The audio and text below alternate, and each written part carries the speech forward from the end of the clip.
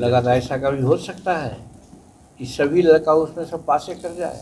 इसका मतलब है कि सेंटर मैनेज था, और मैनेज का मतलब है कि पैसा देकर के लोग मैनेज। और जो कह रहे हैं कि प्रमाण की बात है, तो हमारे हाथ में दस्तावेज है। ये दस्तावेज हम पब्लिक सर्विस कमीशन को भेज रहे हैं और बिहार पब्लिक सर्विस कमीशन को भी भेजते हैं। इसको आप जांच कर लीजिए, उसके बाद जो काम करना होगा। नियुक्ति पत्र नहीं बांटना चाहिए, नहीं बांटना चाहिए।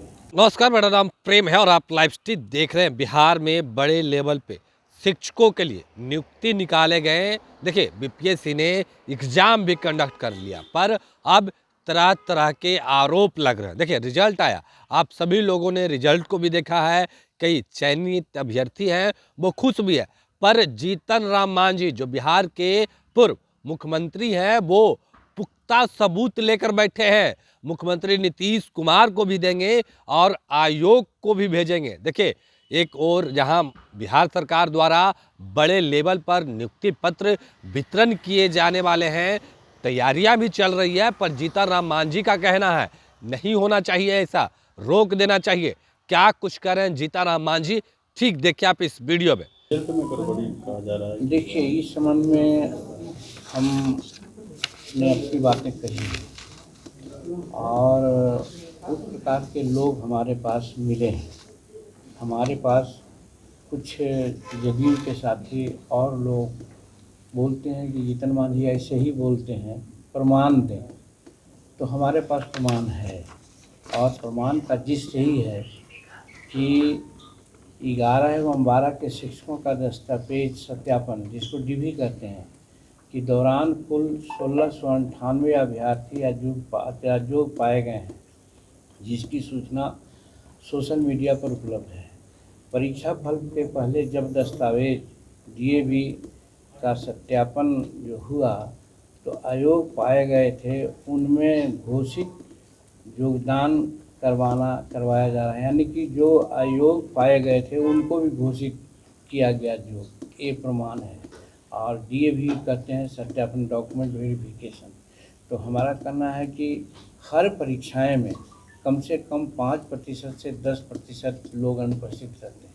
यहाँ क्या है, इस परीक्षा में जब लाखों लोग दिए हैं, तो मात्र 125 या 126 अब्सेंटी बताए गए हैं, जो एकदम असंभव है।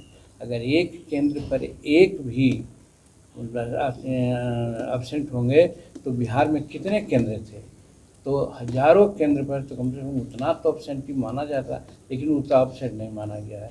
एक चीज़ है, इसके आधार पर भी हम कहते हैं। और दूसरा है कि परीक्षा के अनिवार्य विषय में अनुपस्थित एवं असफल अभ्यर्थियों की संख्या लगभग 150 दिखाई गई है, जो अभी हम कहे हैं, जबकि वास्तविक रूप में इससे कहीं अधिक अभ्यर्थी परीक्षा में अनुपस्थित थे, जिसकी चर्चा हम पहले कर दिया। ये भी प्रमाण है, आपके यहाँ दस्तावेज है, आप देखिए कितने लोग हुए हैं, कितने अनुपस्थित हैं और कितना कौन उपस्थित आप बताए हैं। फिर ये कहा गया है कि जो परिणाम आ गया है परीक्षार्थियों का, उनको ORM में कई महत्वपूर्ण कॉलम नहीं भरे हैं, लेकिन उनको भी योग्य पाया गया है। और परीक्षा फल के बाद अभ्यर्थियों के परीक्षा के बारे में भरे गए फॉर्म एवं दस्तावेज का जो संशोधन का अवसर दिया गया है, ये क्या है? नियम है कि परीक्षाएं होती है, परीक्षा फार्म भरा जाता है, जिनका फार्म ठीक नहीं होता है उनको अयोग्य घोषित कर दिया जाता है। अब आप यहाँ रिजल्ट घोषित हो जाने के बाद उनके दस्तावेज को पुनः आप वेरिफिकेशन करवाते हैं और सत्यापित कराते हैं, ये क्या मतलब है? इसमें कहीं ना कहीं अनियमितता की बू आती है। और उसी रूप में हमारे लोगों ने जो दिया है कि डेट ऑफ बर्थ के बारे में बोला है, उसमें एक जगह बात आई है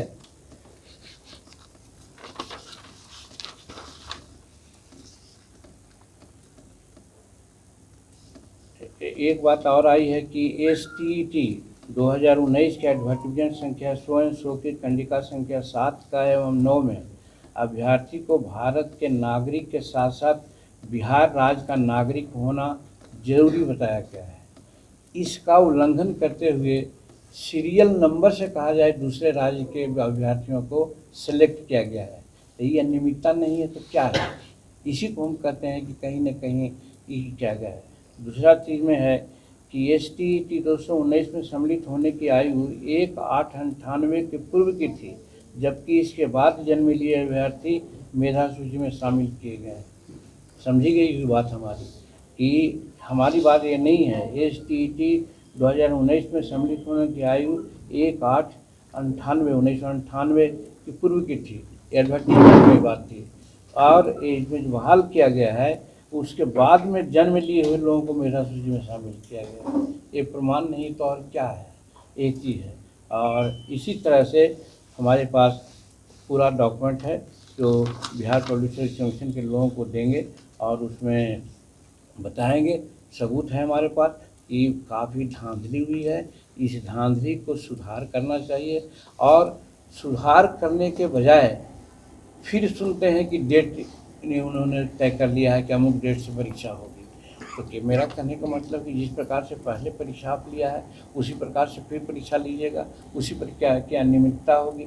इसीलिए हम समझते हैं कि यह अन्याय हुआ है। और एक चीज़ और है, माननीय उच्च न्यायालय पटना का आदेशानुसार बिहार पब्लिक सर्विस कमीशन में TRE एडवर्टीजमेंट 26/2023 के में सिर्फ संगीत विषय के अभ्यर्थियों को STET 203 में उत्तीर्ण प्रमाण पत्र जो वेरीफाई कॉपी का योग माना गया है, माने उस डेट के बाद माना गया है, और बाकी सबको नहीं माना गया है। लेकिन इसी संगीत टीचर के जो अर्हता दिखलाई गई है उसी के अनुरूप मान करके दूसरों को भी दिया गया है। उसमें देखिए अनुलग्न 12 में उसका नाम दिया गया है। और फिर ये भी मान लिया गया कि सत्यापित किया गया है जिसमें NCA या EWA या डोमेस्टिक सर्टिफिकेट 12/7/23 के बाद का है। ऐसे लोगों को बाहर का रास्ता दिखाना विभाग के ढुलमुल नीति या योग्य अभ्यर्थियों को नुकसान पहुंचाने गया है।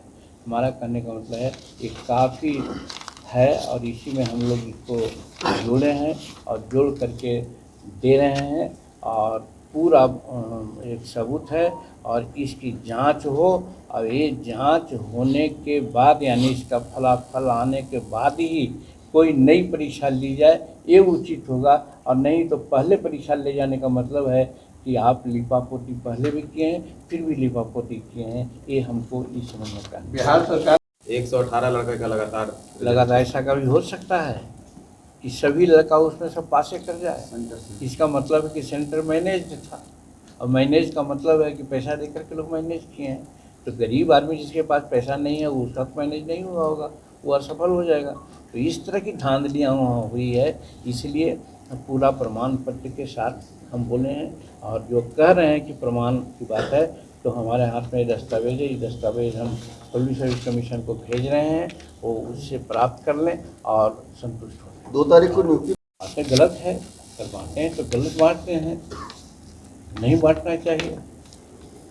ये जो हम दे रहे हैं हम मुख्यमंत्री को भी भेज देते हैं और बिहार पब्लिक सर्विस कमीशन को भी भेजते हैं। इसको आप जांच कर लीजिए, उसके बाद जो काम करना होगा कीजिए। नियुक्ति पत्र नहीं बांटना चाहिए, नहीं बांटना चाहिए। जब धांधली का जो पूरा प्रमाण पत्र मांग रहे हैं और प्रमाण पत्र जब हम दे रहे हैं तो उसकी जांच पहले हो जानी चाहिए और फिर उसी प्रकार की परीक्षा आप लीजिएगा। तो जिस प्रकार से पहले गड़बड़ी किए हैं तो फिर गड़बड़ी वही कीजिएगा, ऐसा तो नहीं होना चाहिए। राजनीतिक सवाल है सर। तो अब यह बिहार के पूर्व मुख्यमंत्री जीताराम मांझी को सुन रहे थे तमाम मुद्दे को लेकर किस तरीके से बिहार सरकार पे बरसे हैं। देखिए उनका कहना है कि हम सबूत है हमारे पास, सबूत देंगे, उसके बाद जांच किया जाए, उसके बाद आगे का जो भी प्रक्रिया है वो करे। पर एक और जहां बिहार सरकार बड़े लेवल पे नियुक्ति पत्र वितरण का कार्यक्रम आयोजित किए जाने वाले हैं, वहीं दूसरी ओर जीतन मांझी कह रहे हैं कि रोक देना चाहिए, अभी नियुक्ति पत्र वितरण नहीं करना चाहिए। क्या कुछ कर रहे थे जीतन मांझी आपने सुना। बाकी की तमाम खबरों के लिए बने रहे लाइव स्ट्रीम के साथ। धन्यवाद।